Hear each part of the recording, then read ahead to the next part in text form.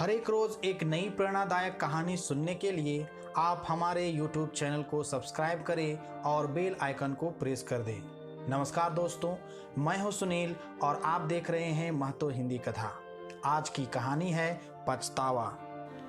पत्नी के दुनिया से विदा होने के बाद वह बिल्कुल अकेले हो गए थे।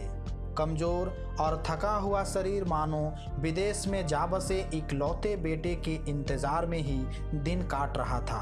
आंखें हर दिन उसकी राह तकती जो बीते 20 वर्षों पूर्व जाने के बाद से कभी लौटा नहीं था। उसके बच्चों को एक बार देखने का बड़ा मन था। पत्नी द्वारा दी गई गहनों से भरी गठरी उस बहू को सौंपने का मन था जिसे आज तक कभी देखा भी नहीं था। कभी कभार फोन पर औपचारिक सी बातचीत के बाद वह अकेले बैठ कर घंटों सोचते रहे कि आखिर क्या हो गया उनके जिगर के टुकड़े को, क्यों वह इतना निर्मोही हो गया, आखिर कैसे भूल गया वह घर का आंगन, मेरा और अपनी माँ का संघर्ष, कैसे कर्ज लेकर उन्होंने उसे पढ़ने के लिए विदेश भेजा था और खुद पैसे पैसे को तरसते रहे।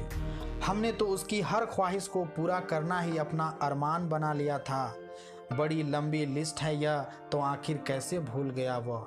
यह सोचकर ही उसका मन घबरा जाता था कि कहीं उसकी सांसें भी उसकी माँ की तरह अपने बेटे के इंतजार में ना उखड़ जाए। आखिरकार किसी दूर के रिश्तेदार द्वारा फ़ोन करने पर बेटा परदेश से आया जरूर, लेकिन पिता को आखिरी विदाई देने। शमशान में चिता को आग देकर जब वह घर की ओर मुड़ा तो अचानक सैकड़ों दृश्य उसकी आंखों के सामने तैर गए। कहीं वह पापा के कंधे पर सवार है तो कहीं पापा उसका कंधा थपका कर उसे कह रहे थे कि तू घबरा मत, पैसों का इंतजाम हो जाएगा, विदेश में पढ़ने का मन बना लिया है तो जाने की तैयारी कर।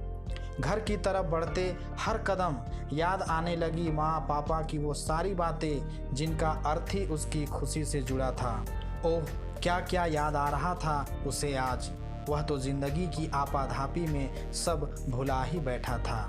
स्मृतियों के घेरे में उलझा हुआ वह बदहवास सा घर की ओर लौट रहे नाते रिश्तेदारों की भीड़ को चीरता हुआ विपरीत दिशा में भागा और वहीं जा पहुंचा जहां कुछ देर पहले उसके पिता के मृत शरीर को अग्नि के हवाले किया गया था।